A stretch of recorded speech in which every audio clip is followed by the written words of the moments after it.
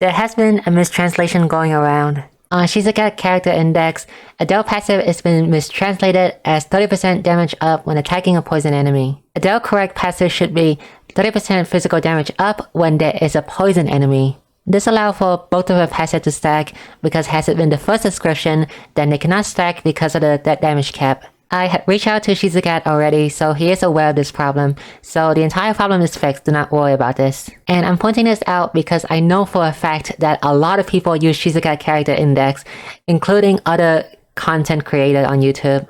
So if Shizuka gets something wrong, then everyone else will also get it wrong. So if you see anyone else using the same old Adelle passive, please correct them, okay?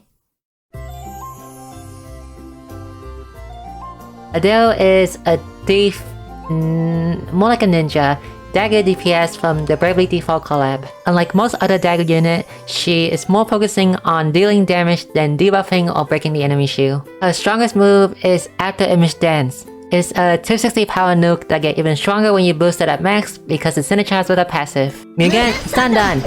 Basically allow Adelle to be useful against enemy that is not weak to dagger. Adelle also has a sidestep skill like Tressa, and it's kind of interchangeable to use it if you want to exchange it for the poison skill and use the sidestep instead. Her first passive is strong because of After Image Dance, as they can benefit from this when used at max boost. If you manage to get some poison on the enemy, then this passive is very strong, the second one. Because this is a passive buff, it has a different cap compared to the normal skill cap.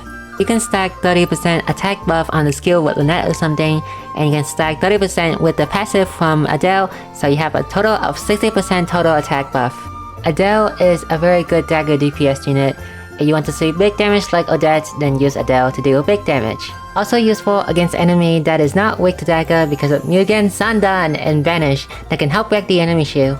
The problem with the second passive is that there is not really a reliable way to proc it. Would you rather use a move that has a medium chance of inflicting poison that is not even guaranteed, or will you just rather 3-hit them instead?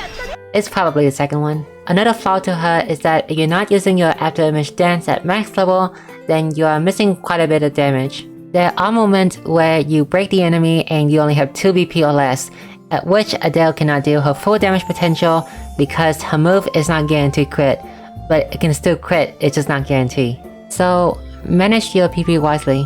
And yes, with the skill and the passive and the stat and everything, she is the best dagger DPS in the game right now in EN. On the other side though, Therion and A2 both deal way more damage than her. Falco is also slightly behind her in terms of dealing damage, but utility wise then Falco is also better than her. Adelle is still useful though. Just because there are units that can do her job way better than her, that doesn't mean she become obsolete yet. And in this case, it's because Adelle can still deal some very strong damage. Usually I will compare, but there's no good unit to compare to. Viola is a debuffer, and Heat Coat is more focused on shield breaking and doesn't even deal that much damage. So let's compare her to the future. Therion and A2 is better than Adelle because they both have a passive where they let the skill repeat it twice, which means the 3-hit dagger becomes 6-hit dagger, which means double the damage output. As for Falco though, he do less damage than Adelle, but he is better than Adelle in my opinion.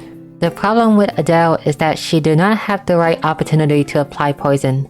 Your choice is to either shield break the enemy consistently or going for a non-guaranteed chance to poison the enemy to increase the damage output. And the answer is that you probably want to break the enemy shield rather than having a medium chance of getting a higher damage output. You can also run Elvis and help Adelle inflict poison. Although you put Elvis on your team comp just for the poison, then I feel like you're doing something wrong with your team. Not to mention that the poison debuff only lasts for 2 turns, so you better hope you deal some damage during that time before the poison wear off. Falco also has a nuke dagger, and he deals slightly less damage than Adelle. The thing is though, Falco has a debuff. He is a dagger DPS along with a debuff. His damage output might not be as high as Adelle, but he is also a debuffer. He also has a passive that buffed the entire team by 15% damage dagger up, so he has synergy with the other dagger unit compared to Adelle. So if you are someone who does not care about the future and only care about the present and want a strong dagger DPS, then pull for Adelle. And plus her attack animation is top tier, like look at that Shadow Clone Jutsu. It's kind of weird though because unlike Stead who got power creep because of his lag AoE, Adelle is already strong from the beginning. It's just that they released units that do her job better than her.